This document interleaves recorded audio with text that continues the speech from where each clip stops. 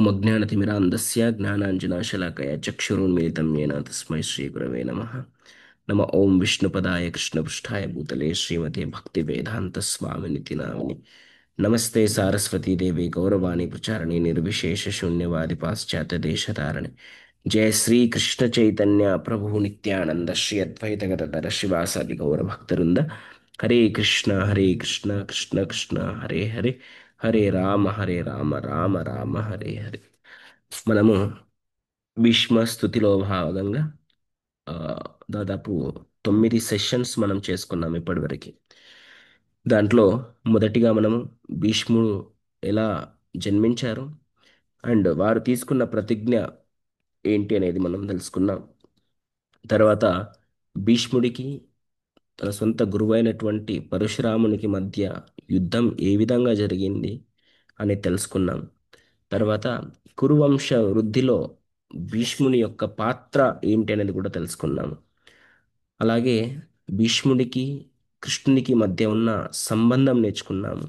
తర్వాత ద్రౌపది వస్త్రాపహరణంలో కానీ యుధిష్ఠిరుణ్ణి దుర్యోధనుడు మోసం చేసే క్రమంలో కానీ భీష్ముడు ఎందుకు మౌనం వహించాడు అనే విషయం కూడా తెలుసుకున్నాం.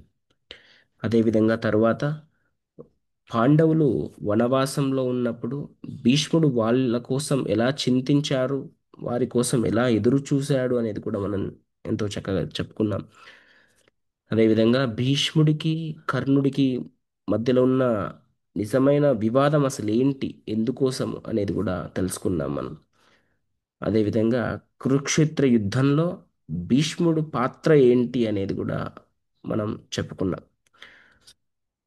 ఈరోజు మనం భీష్ముడి వల్ల కృష్ణుడు ఎలా మాట తప్పాడు, భీష్ముడు అసలు భక్తుడా లేకపోతే భగవంతునికి శత్రువా అనేది ఈరోజు మనం తెలుసుకుందాం. సో మనకు 9వ రోజు కురుక్షేత్ర యుద్ధంలో 9వ రోజు లాస్ట్ సెషన్లో చెప్పుకున్నట్టు భీష్ముడు చాలా ఫ్యూరియస్గా ఫైట్ చేస్తున్నాడు అన్నమాట. చాలా ఉత్సాహంతో యుద్ధం చేస్తున్నారు. అది చూసిన అర్జునుడికి అసలు తట్టుకోలేకపోయాడు. అర్జునుడు ఆ తాటిని తట్టుకోలేకపోయాడు. భీష్ముడు వదిలే బాణాలు అసలు కురుక్షేత్ర యుద్ధంలో ఎవరైనా అతి శక్తివంతుడు, కర్ణుడి కన్నా ఇంకా శక్తివంతులు ఎవరైనా ఉన్నారు అంటే అది భీష్ముడు. ఆ భీష్ముడు బాణాల తాటికి అర్జునుడు తట్టుకోలేక కింద పడిపోతున్నాడు. మళ్ళీ మొదటి స్థాయికి వచ్చేస్తున్నాడు, నేను యుద్ధం చేయను, నేను ఓడిపోయానని చెప్పేసి. కృష్ణుడు దాన్ని చూసి తట్టుకోవట్లేదు. ఎందుకు? కృష్ణుడు వచ్చిన పర్పస్ ఏంటి? ధర్మ సంస్థాపనాదాయ సంభవామి యుగే. ధర్మాన్ని స్థాపించడానికి వచ్చాడు. ఒకవేళ అర్జునుడే ఓడిపోతే, అర్జునుడే యుద్ధం చేయకపోతే అక్కడ యుద్ధం జరగదు. మళ్ళీ హస్తినాపురానికి రాజు ఎవరవుతారు? దుర్యోధనుడు అవుతారు. కానీ కృష్ణుడికి కావాల్సింది అది కాదు. కృష్ణుడు హస్తినాపురాన్ని ఒక మంచి చేతుల్లో పెట్టాలి, మంచి రాజు చేతిలో పెట్టాలి, అది యుధిష్ఠిరుడు అయితే బాగుంటుంది అని చెప్పేసి కృష్ణుడు ఆలోచిస్తున్నాడు. నిజం చెప్పాలంటే భీష్ముడు అదే ఆలోచిస్తున్నాడు. భీష్ముడు హస్తినాపురానికి ఎంత సేవ చేసినా, హస్తినాపుర రాజుకి ఎంత సేవ చేసినా లోపల ఒక చిన్న చిన్న కాదు, చాలా పెద్ద ఆ, ఏంటి అంటే ఉంది విషయం. ఈ హస్తినాపుర రాజ్యాన్ని ఎప్పుడో ఒకప్పుడు నా కంఠంలో ప్రాణం ఉండగా నేను యుధిష్ఠిరుడి చేతుల్లో పెట్టాలి, హస్తినాపురాన్ని కాపాడాలి. ఈ దుర్బుద్ధి గల దుర్యోధనుడి చేతిలో ఈ రాజ్యం పడకూడదు అని చెప్పేసి ఎంతో బాధతో ఉండేవాడన్నమాట. కానీ తన తండ్రికి ఇచ్చిన మాట ప్రకారం, తన ఆ, సవతి తల్లి సత్యవతి ఇచ్చిన మాట ప్రకారము, ఆ సత్యవతి వాళ్ళ నాన్నకి ఇచ్చిన మాట ప్రకారము ఏం చేయాలి? హస్తినాపురానికి ఎవరైతే రాజు ఉంటారో ఆ రాజుకి సదా సేవ చేయాలని ఒక ప్రతిజ్ఞ తీసుకున్నాడు. అండ్ భీష్ముడు తన ఇచ్చిన ప్రతిజ్ఞ ఏది కూడా తప్పలేదు. అటువంటి భీష్ముడు ఇంకో ప్రతిజ్ఞ చేశాడు. కృష్ణుడి చేత నేను ఆయుధం పట్టిస్తానని కూడా ఒక ఛాలెంజ్ తీసుకున్నాడు అన్నమాట. క్షత్రియుడు కదా. సో ఇలాంటి వీరం వీరత్వంతో కూడినటువంటి ప్రతిజ్ఞలు చేస్తారు వీళ్ళు క్షత్రియులు. సో భీష్ముడు అంత ఫ్యూరియస్గా ఎందుకు ఫైట్ చేస్తున్నాడు అర్జునుడి కోసం అంటే, అర్జునుడు అంటే కోపం కాదు భీష్ముడికి, అర్జునుడు అంటే ప్రాణం. ఇన్ఫ్యాక్ట్ భీష్ముడు ఏం చెప్పాడు? నేను చాలా యుద్ధం చేస్తా, కానీ నేను ఏ ఒక్క పాండవుని కూడా చంప. ఎందుకంటే నాకు కౌరవులు ఎంతనో పాండవులు అంతే. మీరు ఎలా నాకు మనవళ్ళు అవుతారో వాళ్ళు నాకు మనవళ్ళే. నేను వాళ్ళని ఓడిస్తానేమో కానీ వాళ్ళ ప్రాణం మాత్రం నేను తీయను అని చెప్పేసి భీష్ముడు ప్రతిజ్ఞ చేస్తాడు. మరి ఎందుకంత బాణాలు వేస్తుండే అర్జునుడి మీద? ఒక్కొక్క బాణం వేస్తే రక్తం ఇలా కారిపోతుంది. భీష్ముడు పాండవుల యొక్క తండ్రి చనిపోయాక, పాండురాజు చనిపోయాక ఎప్పుడైతే మళ్ళీ హస్తినాపురానికి వచ్చేస్తారో అప్పుడు పాండవులను దగ్గరగా తీసుకున్న వ్యక్తి ఎవరు అంటే భీష్ముడు. అంత పెద్ద రాజ్యంలో వాళ్ళని దగ్గరికి తీసుకున్నది భీష్ముడు. ఎంతో ప్రేమతో వాళ్ళ యొక్క కోరిక ప్రకారం ద్రోణాచార్యుల దగ్గరికి వెళ్ళి పాండవులకు విలువిద్య నేర్పింది ఎవరు అంటే భీష్ముడి వల్ల ద్రోణుడు నేర్పాడు. భీష్ముడి రిక్వెస్ట్ వల్ల ద్రోణుడు నేర్పాడు. సో ఈ విధంగా భీష్ముడు పాండవులకు ఎంతో ప్రేమ చేశాడు చిన్నప్పటి నుంచి. అలాంటి భీష్ముడు అర్జున్ చంపగలడా? చంపలేడు. తండ్రి లేని పిల్లలు అని చెప్పేసి ఎంతో ప్రేమతో చూసుకున్నారు భీష్ముడు పాండవులని. కానీ ఇక్కడ జస్ట్ భీష్ముడు కృష్ణుడు వాళ్ళ భక్తుల కోసం ఎంత తక్కువ స్థాయికి వెళ్తాడో చూపిస్తున్నారు. తక్కువ స్థాయికి వెళ్ళడం అంటే ఏంది? ఒకరు తన మాట ఇచ్చిన తర్వాత ఆ మాట మీద నిలబడకపోవడం తక్కువ స్థాయి. దాన్ని దిగజారడం అంటారు, గట్టిగా మాట్లాడాలంటే. అలాంటి గొప్ప భగవంతుడు కృష్ణుడు తన భక్తుల కోసం తన ఇచ్చిన మాటను కూడా తప్పుతాడు అని నిరూపించడానికి భీష్ముడు అంత ఫైటింగ్ చేస్తున్నాడు అనమాట. భీష్ముడిని చంపాలని లేదు, కానీ చంపేంత ఘోరంగా యుద్ధం చేస్తున్నాడు భీష్ముడు. ఎందుకంటే భీష్ముడికి తెలుసు భీష్ముడు ఎవరు? గొప్ప భక్తుడు. భీష్ముడికి తెలుసు నా తండ్రి, నా దేవాది దేవుడు కృష్ణుడు తన భక్తుల కోసం ఎంత తక్కువ స్థాయికి దిగజారుతాడు. అంత ప్రేమ భక్తులంటే భగవంతుడికని నిరూపించడానికి అలా చేస్తున్నాడు. ఇది చూసిన కృష్ణుడు తట్టుకోలేకపోయాడు. భీష్ముడు వేసే బాణాలు అర్జునుడి పైన, తన పైన వేసే బాణాలు కాదు, తన భక్తుడి పైన వేసే బాణాలని తట్టుకోలేకపోయాడు భగవంతుడు. వెంటనే రథం నుంచి దిగి రథచక్రం తీసి భీష్ముడి దగ్గరికి ఇలా పరిగెడుతున్నాడు అన్నమాట. ఎంత ఫాస్ట్గా పరిగెడుతున్నాడంటే గాలి ఎంత వేగంగా వెళ్తుందో అంతకన్నా స్పీడ్గా వెళ్తున్నాడంట అని ఆచార్యులు చెప్తారు. కానీ అర్జునుడు ఏం చేస్తున్నాడు? కృష్ణుడిని ఆపడానికి ప్రయత్నం చేస్తున్నాడు. ఎందుకు? అక్కడ కూడా రెండు రీజన్లు. ఒకటి, భీష్మ పితామహుడిని అంత ఈజీగా చంచుకోవాలని కోరుకోవట్లేదు అర్జునుడు. అర్జునుడికి టార్గెట్ ఏంటి? భీష్ముడిని ఆ, దించడం. ఎట్ ద సేమ్ టైం దించలేడు. ఎందుకంటే చిన్నప్పటి నుంచి ఎంతో ప్రేమగా చూసుకున్న తాత కాబట్టి. భీష్ముడికి అర్జునుడి పైన ఎంత ప్రేమ ఉందో అర్జునుడికి భీష్ముడి పైన కూడా అంతే ప్రేమ ఉంది. ఇద్దరికి పరస్పర ప్రేమ ఉంది. కానీ ఇద్దరు ఒకరినొకరు ఓడించుకోవాలి. అప్పుడు అర్జునుడు కృష్ణుడికి ఆపుతున్నాడు. బావా, నువ్వు ఇలా గనక చంపేస్తే భీష్ముడిని, రేపటి నాడు నన్నేమంటారు అందరూ? పిరికోడు అంటారు నన్ను. ఉం? నిన్నేమంటారు? మాట తప్పిన కృష్ణుడు అంటారు. ఇవి రెండు మనకి మంచివి కాదు. ఈ ఒక్కసారి నాకు ఛాన్స్ ఇవ్వు, ఈసారి నేను నా ప్రతాపం చూపిస్తా అని చెప్పేసి అర్జునుడు ఆ, బతిమలాడతాడు. కృష్ణుడు ఎంత వేగంగా పరిగెడతాడంటే అర్జునుడికి దొరకడు అసలు. చాలా ప్రయత్నం చేస్తాడు పట్టుకోవడానికి, పట్టుకోవడానికి దొరకదు. లాస్ట్కు ఒక్కనొక్క టైంలో ఇట్లా కింద మీద పడంగా కృష్ణుడు ఒక్కొక్క పాదము ఇట్లా వేస్తా ఉంటే భూమి ఇట్లా లోపలికి పోతుంది. అంత గట్టిగా పరిగెడుతున్నాడు కృష్ణుడు. దానికి అర్జునుడు పట్టుకోక లాస్ట్ కాలు దొరికింది. కాలు దొరికితే ఆ కాలుని పట్టుకున్నాడు.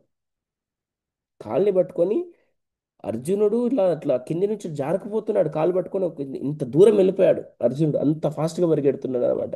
లాస్ట్కు అర్జునుడు ఎంతో ఎట్లా ఒకటి ట్రై చేసి ఆపేసిండు. ఇక్కడ కృష్ణుని ఆపగలమా మనం? ఆపలేం. కానీ అర్జునుడు ఆపాడు. అర్జునుడికి శక్తి ఉంది కాబట్టి ఆపలేదు, కృష్ణుడు ఆగాలనుకున్నాడు కాబట్టి ఆగాడు. దామోదరుడు కట్టేయబడాలని యశోదమాత కట్టేసింది, కానీ యశోద శక్తితో భగవంతుని కట్టేయలేదు. సో భగవంతుని కృప మనకు ఉండాలి. మనం ఎప్పుడైతే భగవంతుని పట్టుకోవాలి. భక్తి బద్ధుడు భగవంతుడు. మన భక్తితో బద్ధుణ్ణి చేయొచ్చు భగవంతుని.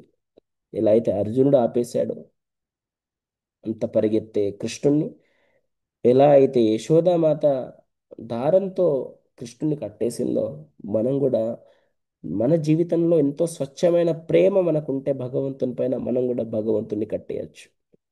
అది భక్తుల యొక్క గొప్పతనం. మరి భీష్ముడు భక్తుడా? Of course. భీష్ముడు పరమ భక్తుడు. ఇలా దానికి రిఫరెన్సెస్ ఏంటి అంటే, మీరు ఇప్పటి వరకు భీష్ముని గురించి విన్నట్లయితే ఇప్పటికి అర్థమైపోవాలి భక్తుడా కాదా అని చెప్పేసి. ఎందుకంటే భీష్ముడు ఎవరి మీదో పగతోనో ఎవరినన్నా దించాలనో చెప్పేసి భీష్ముడు దుర్యోధన వైపు నిలబడలేదు. తన తండ్రి యొక్క భార్య సత్యవతికి ఇచ్చిన మాట కొరకు, ఆ సత్యవతి వాళ్ళ నాన్నకి ఇచ్చిన మాట కొరకు, తన ప్రతిజ్ఞ కోసం, నేను చచ్చిపోయినా చచ్చిపోతా కానీ నా మాట తప్పను అనే ఒక ఉద్దేశంతో భీష్ముడు నిలబడ్డాడు కాబట్టి భీష్ముడు దుర్యోధనుణ్ణి సపోర్ట్ చేశాడు. అంతేగాని పాండవులు నాశనం అయిపోవాలనో, లేదు కృష్ణుడి మీద కోపంతోనో, లేదు దుర్యోధను మీద ప్రేమతోనో ఇవేం చేయలేదు భీష్ముడు.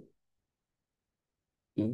మన ఆచార్యులు ఏం చెప్తారంటే, భగవంతుడు మానవాళికి ఒక సందేశం ఇవ్వాలంటే తన భక్తులను ఎంచుకుంటాడంట. ఎలాంటి భక్తులను ఎంచుకుంటాడు? ఎవరైతే చాలా ఉత్తమ భక్తులో వాళ్ళనే ఎంచుకుంటాడంట. మీరు ఏదైనా తీసుకోండి, భగవద్గీత తీసుకోండి. భగవద్గీతలో కృష్ణుడు ఎవరిని ఎంచుకున్నాడు? అర్జునుడిని ఎంచుకున్నాడు. అండ్ భగవంతుడే చెప్తారు స్వయంగా ఏమని, నేను ఈ రహస్యమైన జ్ఞానాన్ని నీకు ఎందుకు చెబుతున్నానంటే నువ్వు నా భక్తుడవి, సకుడవు కాబట్టి. భక్తోచి సకాత్మ్యం. మానవాళికి భగవంతుడు ఎప్పుడైతే ఒక సందేశాన్ని ఇవ్వాలనుకుంటాడో అప్పుడు భగవంతుడు తన భక్తులను, ఉత్తమ భక్తులను ఎంచుకుంటాడంట. మరి ఇక్కడ ఏం సందేశం ఇస్తున్నాడు భీష్ముడిని అడ్డు పెట్టుకొని అంటే, ఆల్రెడీ అర్జునుడిని అడ్డు పెట్టుకొని భగవద్గీత ఇచ్చేసాడు, అప్పటికి అయిపోయింది భగవద్గీత. ఇప్పుడు భీష్ముడు ఉన్నాడు. భీష్ముడితో ఏమిస్తున్నాడంటే, నువ్వు ఎంత రిచ్ అయినా పర్లేదు, ఉం?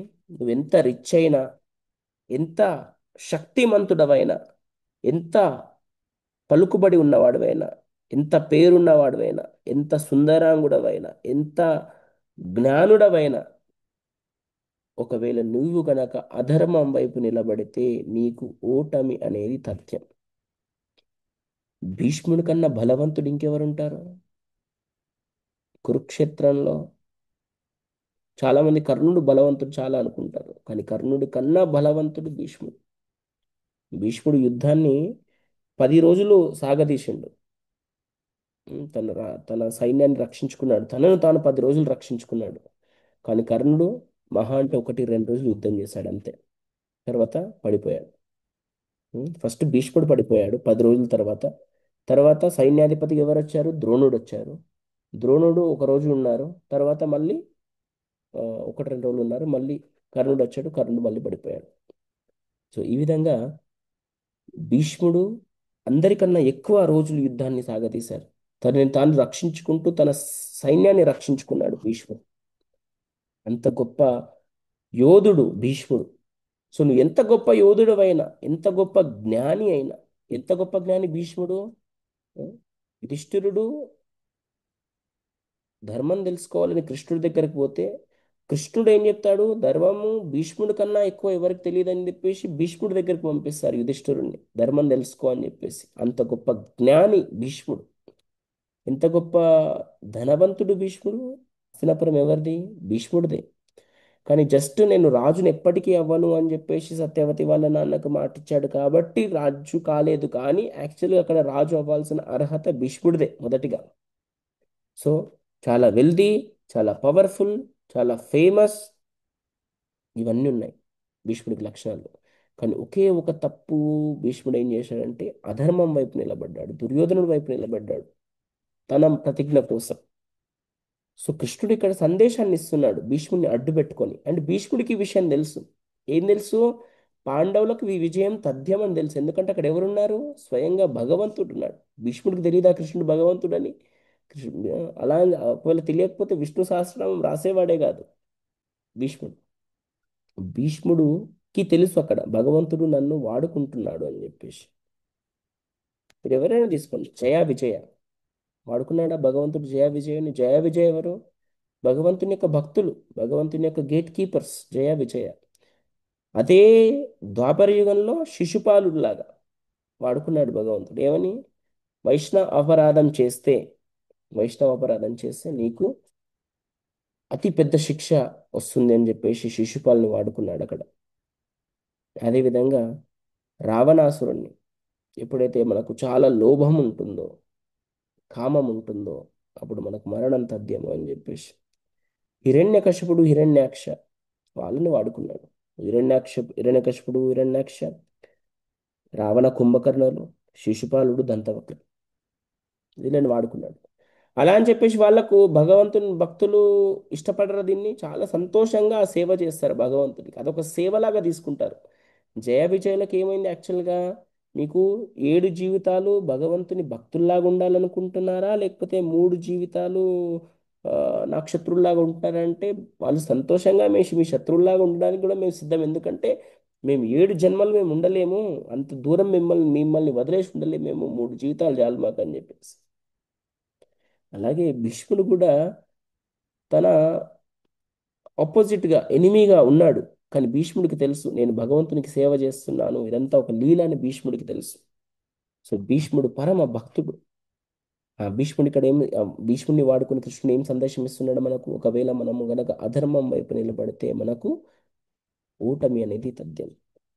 అదే విధంగా దానికి ఉల్టా చూస్తే, నువ్వు ఎంత వెధవైనా, ఎంత యూజ్లెస్ ఫిల్లో అయినా, ఉం, నీకు ఎటువంటి పలుకుబడి లేకపోయినా, నువ్వు భగవంతుని పట్ల ఉంటే గనక నీకు విజయం తథ్యం.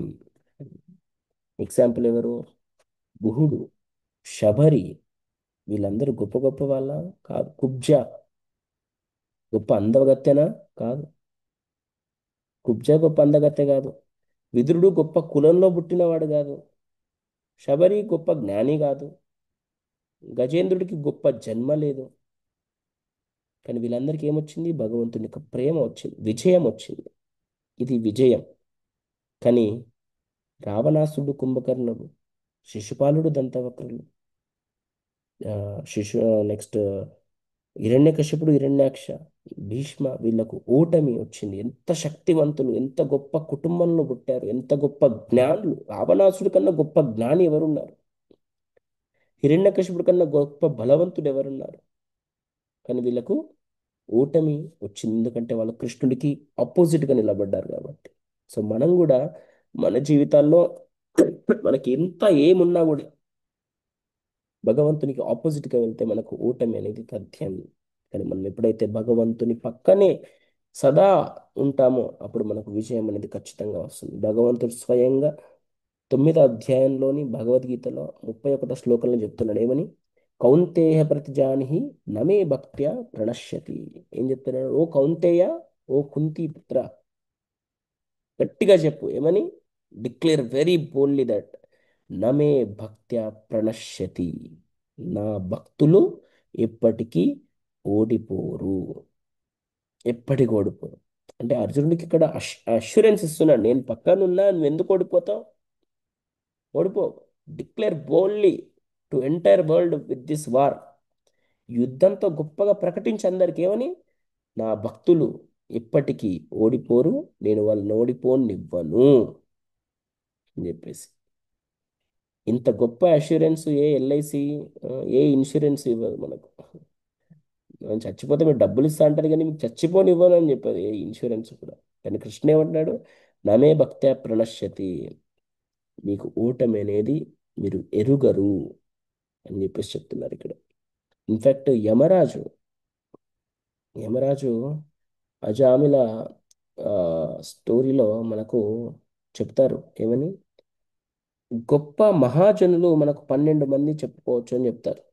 మహాజనులు అంటే మహాజనులు, గొప్ప వ్యక్తులు అన్నారు. గొప్ప వ్యక్తి అంటే ఎవరు?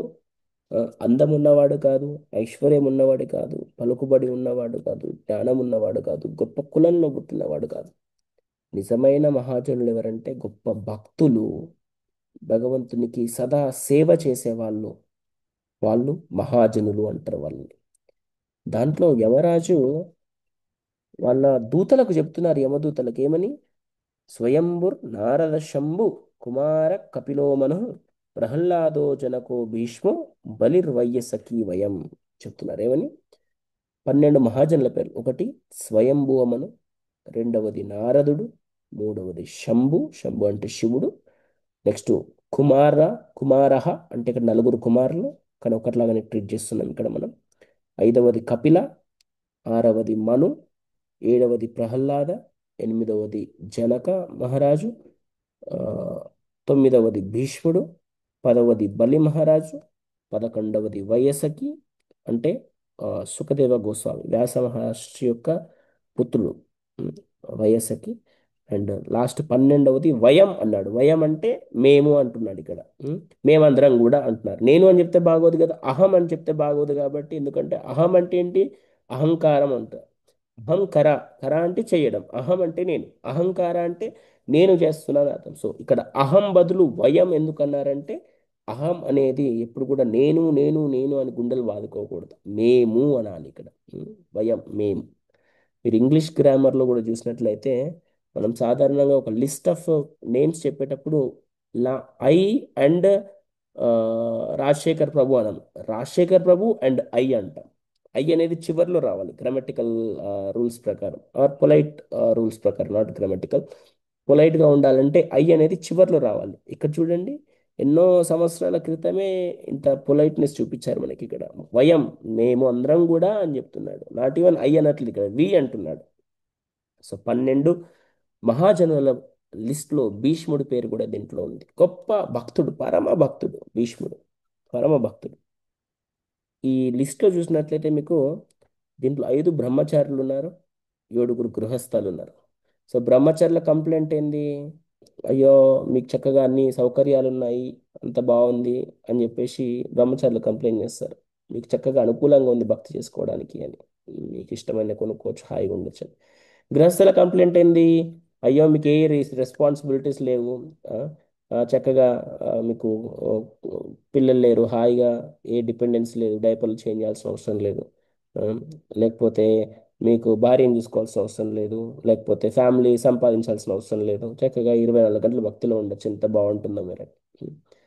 పక్కింటి పుంటి కూర తీపి అన్నట్టు ఒకళ్ళ ఆశ్రమం ఇంకొకళ్ళకి నచ్చుతుంది అన్నమాట. కానీ ఇక్కడ మిక్స్ ఆఫ్ మహాజనులు ఉన్నారు. ఇక్కడ చూడండి, 5 బ్రహ్మచారులు ఉన్నారు, 7 గృహస్థాలు ఉన్నారు దీంట్లో.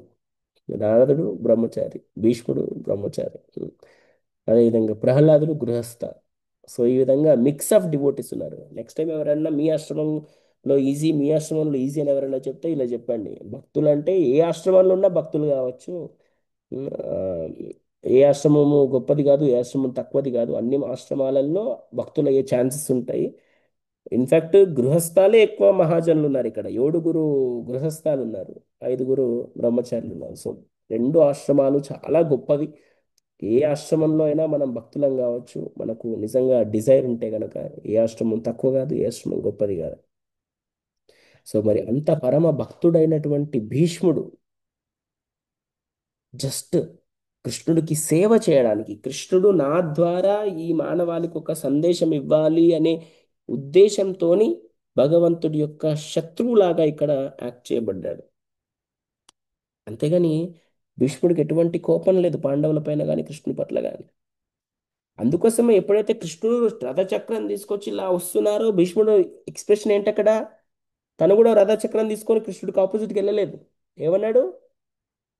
తన బాణాన్ని పడేసి ఇలా చేతులు పెట్టేసి, కృష్ణ నీ చేతుల్లో చావడం కన్నా ఇంకా అంతకైనా పరమ గతి నాకు ఇంకేముంటుంది, ప్లీజ్ కృష్ణ చంపే, చాలు, నేను చేసింది చాలు, ఇప్పటికే చాలా తప్పులు చేసేసాను నేను. ఉమ్, ఒక స్త్రీమూర్తి ద్రౌపది యొక్క వస్త్రాపహరణం జరిగితే నేను మౌనంగా ఉండిపోయా. నా మనవళ్ళు పాండవులు 12 సంవత్సరాలు వనవాసము, 1 సంవత్సరం అజ్ఞాతవాసం చేస్తే నేను సైలెంట్గా ఉండిపోయా. ఉమ్, అంబా యొక్క జీవితాన్ని నాశనం చేసేసాను నేను. ఇంకెన్ని చేయాలి నేను? ఇక నేను ఎన్ని ఘోరాలు చేయలేను కృష్ణ, ప్లీజ్ చాలు, ఇంకా చంపేసే నన్ను. 4 తరాలు చూసేసిన ఆల్రెడీ నేను, చాలు ఇంకా చంపేసే అని చెప్పేసి. కానీ ఇక్కడ అర్జునుడు వెనకకు లాగేస్తున్నాడు, భీష్ముడు వెల్కమ్ చేస్తున్నాడు. భీష్ముడు గొప్ప భక్తుడు, అర్జునుడు గొప్ప భక్తుడు. ఇద్దరు భక్తుల మధ్యలో కృష్ణుడు సతమతం అయిపోతున్నాడు. ఇద్దరు గొప్ప. అర్జునుడు ఎంత గొప్ప భక్తుడు, అంతకన్నా గొప్ప భక్తుడు భీష్ముడు. ఇంకా గట్టిగా మాట్లాడాలంటే భక్తుల్లో గొప్ప తక్కువ ఏం లేదు. అందరూ భక్తులు, భక్తులే, అందరూ పరమ భక్తులే, అందరూ గొప్ప భక్తులే. కానీ వయసు రీత్యా, ఆ, మిగతా ఏ రీత్యా చూసినా భీష్ముడు కొద్దిగా అధికం అనిపిస్తారు ఇక్కడ మనకి. ఉం. సో ఈ విధంగా భీష్ముడు కృష్ణుని చేత మాట తప్పించాడు. అర్జునుడు పరిగెత్తే కృష్ణుణ్ణి ఆపేశాడు. కృష్ణుడికి భక్తుల చేతిలో బద్ధుడవుతాడు. హిరణ్యకశిపుణ్ణి చంపడానికి నరసింహస్వామి రాలేదు. ఎందుకు వచ్చాడు? ప్రహ్లాదుడు రమ్మన్నాడు కాబట్టి వచ్చాడు భగవంతుడు. ముసలిని చంపడానికి భగవంతుడు రాలేదు. గజేంద్రుడు రమ్మన్నాడు కాబట్టి భగవంతుడు వచ్చాడు. దుశ్శాసనుణ్ణి శిక్షించాలని భగవంతుడు రాలేదు. ద్రౌపది పిలిచింది కాబట్టి భగవంతుడు వచ్చాడు. సో ఈ విధంగా, అందుకే మీ అన్ని దాంట్లో చూస్తే కూడా భగవంతుడు ఎప్పుడు కూడా స్టార్టింగే వచ్చి కాపాడలేరు ఎవరికి కూడా. వాళ్ళ శక్తి మేరకు వాళ్ళు ట్రై చేసి వాళ్ళతో అవ్వనప్పుడు వాళ్ళు పిలిస్తే అప్పుడు వచ్చాడు భగవంతుడు. అంతేగాని భగవంతుడు ఫస్ట్ ఫస్ట్ పోయి కాపాడలేదు. అయ్యో నా భక్తుడు కష్టపడుతున్నాడు. డిపెండెన్స్ ఉంటేనే భగవంతుడు వచ్చి కాపాడుతాడు. తనంతట తను వచ్చి కాపాడడం అంటే అప్పుడప్పుడు కాపాడతాడు, కానీ డిపెండెన్స్ ఉండాలి మనకి. దాని ద్వారా ఇంకొకళ్ళు ఇన్స్పైర్ అవుతారు. ఇప్పటికీ వీళ్ళందరూ ఎన్నో 5,000 సంవత్సరాల కింద జరిగిన సంఘటనలు ఇవన్నీ. కానీ ఇప్పుడు కూడా మనం 5,000 సంవత్సరాల తర్వాత నేర్చుకుంటున్నామంటే వాళ్ళు ఎంత గొప్ప వాళ్ళై ఉండాలి, ఎంత భాగవోత్తములై ఉండాలి, వాళ్ళందరూ ఎంత సాక్రిఫైస్ చేసి ఉండాలి, ఎంత ప్రేమ కలిగి ఉండాలి వాళ్ళు భగవంతుని పైన. అంత పరమ భక్తుడు భీష్ముడు. భీష్ముడికి తెలియదా ద్రౌపది వస్త్రాపహరణం తప్పని? తెలుసు. కానీ ఒకవేళ భీష్ముడు గనక ఆ రోజు ద్రౌపది వస్త్రాపహరణం ఆగి ఉంటే ద్రౌపది యొక్క భక్తి బయటపడేదా? సరెండర్నెస్ అంటే ఏంటో బయటపడేదా మనకు? ఇప్పటికీ మన భారతదేశంలో ద్రౌపది వస్త్రాపహరణం అంటే 10 మంది చెప్పేస్తారు దాని గురించి. దాని గురించి నీతి కూడా చెప్తారు. ఒకవేళ ఆ రోజే గనక భీష్ముడు ఆపుంటే ఈరోజు మనం ద్రౌపది వస్త్రాపహరణ గురించి అసలు మాట్లాడుకునే వాళ్ళమా? కంప్లీట్ సరెండర్నెస్ అంటే ఏంటో చెప్పుకునే వాళ్ళమా ఈరోజు మనం? సో భీష్ముడు కూడా అక్కడ సేవ చేస్తున్నాడు. ఎలాంటి సేవ? తను చెడు అని అనిపించుకున్నా సరే భగవంతుని కోరిక మేరకు నేను భగవంతునికి సేవ చేస్తా అనే ఉద్దేశంతో భీష్ముడు అక్కడ సేవ చేస్తున్నాడు. చాలాసార్లు మనం సేవ చేస్తాం, కానీ మనం అందరు దృష్టిలో పడాలనుకుంటాము. వీళ్ళు చూస్తున్నారా నేను సేవ చేస్తున్నట్టు, వీళ్ళు చూస్తున్నారా నేను సేవ చేస్తున్నట్టు అనే ఒక చిన్న లోపల ఉంటుంది మనకు. ఉం? ఆ, పక్కన ప్రభుజీ చూస్తున్నాడా, పక్కన ఈ మాత చూస్తుందా నేను సేవ చేస్తున్నట్టు అందరు దృష్టిలో పడుతున్నానా? కొందరు ఇలా యూటెన్సిల్స్ వాష్ చేసుకుంటూ చేసుకుంటూ పిలిచి మరి చెప్తారన్నమాట. ఆ ప్రభుజీ ఆ సబ్బియారా కొద్దిగా నాకు అంటారు. అక్కడ సబ్బు అవసరం లేదు, కానీ సబ్బియారని ఎందుకు అడుగుతారంటే నేను ఇక్కడ తోముతున్నా అని చూపించుకోవడానికి అన్నమాట. కానీ పరమ భక్తులు తను చెడు అని నిరూపించుకున్నా సరే భగవంతునికి సేవ చేయడానికి ముందుంటారన్నమాట. సో ఇది భక్తుల యొక్క గొప్పతనం. మరి అంతటి పరమ భక్తుడుని మనం ఎప్పుడు కూడా అపార్థం చేసుకోకూడదు. భగవంతుడి యొక్క ఎంత పరమ భక్తుడో భీష్ముడు అనేది మనం భీష్మ స్తుతి స్టార్ట్ చేసినాక తెలుస్తుంది. ఉం? అంటే కృష్ణుడు ఇలా రథం చక్రం పట్టుకొని ఇలా వస్తున్నారు కదా భీష్ముడికి దగ్గరికి. ఆ భీష్ముడి దగ్గరికి అలా వచ్చినప్పుడు ఆ సీన్ గుర్తుపెట్టుకున్నాడు ఎవరు? భీష్ముడు. ఏమని గుర్తుపెట్టుకున్నాడు? ఓ కృష్ణ, నువ్వు ఎంత వేగంగా వస్తున్నావు అర్జునుడిని కాపాడుకోవడానికి. నీ భక్తుల్ని కాపాడుకోడు, నువ్వు ఎంత భక్త పరాధీనుడివి. నువ్వు ఎంత వేగంగా వస్తున్నావంటే ఒక సింహము ఏనుగుని చంపడానికి ఎంత వేగంగా వస్తుందో అంతకన్నా వేగంగా వస్తున్నావు నువ్వు అని చెప్తాడు తర్వాత భీష్మస్థుతులు. నీకు చెమటలు కారిపోతున్నాయి. ఆ చెమటలకు కింద వచ్చే దుమ్ముకు మధ్యలో ఇట్లా నీ మొహం మొత్తం నిండిపోయింది. నీ ఉత్తరీయం, నీ కండువా పడిపోతుంది, అయినా చూసుకోవట్లేదు, నువ్వు పరిగెత్తుకుంటూ వచ్చేస్తున్నావు అని చెప్పేసి ఆ సీన్ గుర్తుపెట్టుకొని ఆ సీన్ని భీష్మస్థుతిలో చెప్తాడు చనిపోయేటప్పుడు. మనం కూడా మన భక్తి జీవితంలో జరిగే ప్రతి ఒక్క క్షణాన్ని, ఆ దాంట్లో ఉన్న మాధుర్యాన్ని మనము ఆస్వాదించి ఆ ప్రతి ఒక్క ఆస్వాదనను మనము చనిపోయే క్షణంలో మనం ప్రతిదీ గుర్తుపెట్టుకోవాలి. దాన్ని అంతే నారాయణ స్మృతి అంటారు. జీవితాంతం దేని గురించో ఆలోచించి చచ్చిపోయేటప్పుడు నారాయణ అను అంటే అంత ఈజీ కాదు. ఒకరోజు జ్వరం వచ్చినప్పుడు పక్కన పడి చూడండి, అప్పుడు నారాయణుడు గుర్తొస్తాడు, డాక్టర్ గుర్తొస్తాడు. ఇప్పటికీ కొన్నిసార్లు దగ్గితే తుమ్మితే అమ్మానే అంటాం, నాన్ననే అంటాం, అనద్దు అని కాదు. కానీ అంత ఈజీగా గుర్తుకు రాడు భగవంతుడు. అమ్మ నాన్న అంటే ఓకే, దగ్గితే తుమ్మితే అది కూడా ప్రత్యక్ష దైవాలే, వాళ్ళు కూడా అమ్మా నాన్నలు కూడా ప్రత్యక్ష దైవాలే. Oops, sorry, excuse me, at least ఇవి అనకండి. అట్లీస్ట్ అమ్మ నాన్న ఓకేలే. సో మనమందరం కూడా భీష్ముడి నుంచి నేర్చుకోవాల్సింది ఏంటంటే, ఒక భక్తుడు ఎలా ఉండాలి, తను చెడు అనిపించుకున్నా సరే భగవంతునికి ఎలా సేవ చేయాలి అని నేర్చుకోవాలి.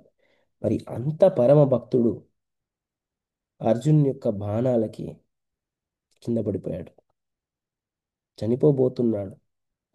యాక్చువల్గా భీష్ముడికి ఎవరైనా చంపుతారా? చంపలేరు. భీష్ముడికి ఇచ్చా మృత్యు అని ఒక వరం ఉంది, తన తండ్రి ఇచ్చిన వరం. తన గొప్ప ప్రతిజ్ఞకు, తను భీష్మించుకున్న ప్రతిజ్ఞ కొరకు, తన తండ్రి కోసము, తన తండ్రి పెళ్లి కోసము తన పెళ్లినే త్యాగం చేసిన పరమ పురుషుడు భీష్ముడు. అలాంటి భీష్ముడికి తన తండ్రి ఏం వరం ఇచ్చాడు? నీకు ఇచ్చా మృత్యు ఉంటుంది, అంటే నువ్వు చచ్చిపోతా అని అనుకునే వరకు నువ్వు చచ్చిపోవు అని చెప్పేసి వరం ఇస్తారు. మరి అంత గొప్ప భీష్ముడు అర్జున్ యొక్క బాణాలకి పడిపోతాడు, కింద పడిపోతాడు. ఆచార్యులు ఏం చెప్తారంటే, భీష్ముడికి ఎన్ని బాణాలు తగిలాయంటే ఒక్కొక్క బాణం మధ్యలో ఒక వేలు పెట్టే స్థలం కూడా లేదంట. అన్ని బాణాల నెప్పికి కింద పడిపోయాడంట భీష్ముడు. అప్పటికీ భీష్ముడు యుద్ధం చేయొచ్చు, అప్పటికి కూడా అంత శక్తిమంతుడు భీష్ముడు. అప్పటికి యుద్ధం చేయొచ్చు. మీరు అనుకోవచ్చు, ప్రభుజీ మరి మాకు ఒక చిన్న రాయి తగిలితేనే చచ్చిపోతున్నాం ప్రభు. అప్పటి శరీరాలు అలాంటివి కావు, అప్పటి పౌరుషాలు అలాంటివి కావు. చాలా గొప్ప పౌరుషం, చాలా గొప్ప శక్తిమంతులు వాళ్ళు. We cannot even imagine their power. We cannot even imagine. ఎక్కడన్నా మ్యూజియంకి వెళ్ళండి, ఎక్కడన్నా అక్కడ ఛత్రపతి శివాజీ పట్టిన ఆ, కత్తులు అవి ఉంటాయి. ఒకసారి లిఫ్ట్ చేయడానికి ట్రై చేయండి, యూ కెనాట్ లిఫ్ట్. ఇట్లా రెండు చేతులు ఇట్లా గట్టిగా అన్నా మీరు ఎత్తలేరు, అంత బరువు ఉంటాయి. కానీ అదే కత్తుల్ని కొన్ని వందల సంవత్సరాల క్రితం ఛత్రపతి శివాజీ ఇలా ఇలా ఇలా ఇలా ఇలా ఇలా ఇలా అనేసాడు. అంత శక్తివంతుడు. వందల సంవత్సరాల కింద ఉన్న శివాజీ అంత శక్తిపరుడైతే వేల సంవత్సరాల కింద ఉన్న భీష్ముడు ఇంకెంత శక్తివంతుడై ఉండాలి. అన్ని బాణాల తాకిడి కూడా భీష్ముడు లేచి యుద్ధం చేయొచ్చు, కానీ భీష్ముడు ఇంకా చాలు అనుకున్నాడు. ఈ రాజ్యానికి పట్టిన దుస్థితి ఇక చాలు. ఇప్పుడు ఇంకా యుధిష్ఠిరుడు పట్టాభిషేకం నేను చూసి చనిపోతా అని చెప్పేసి పక్కన దాదాపు 58 రోజులు ఆ భీష్ముడు అంపశయ్య పైన ఉన్నాడు. ఆ అంపశయ్యలో భీష్ముడు చివరి క్షణాలు ఎలా జరిగాయి, భీష్ముడిని చూడడానికి ఎవరెవరు వచ్చారు, భీష్ముడు వాళ్ళతో ఏమేం మాట్లాడాడు, విష్ణు సహస్రనామం ఎలా వచ్చింది, తర్వాత భీష్మ స్తుతి అంటే ఏంటి, ఆ భీష్మ స్తుతికి పరిచయం, ఇంట్రడక్షన్ మనం నెక్స్ట్ క్లాస్లో చెప్పుకుందాం. భీష్మ పితామహకి జై. భీష్మ స్తుతికి జై. శ్రీల ప్రభుపాద్కి జై.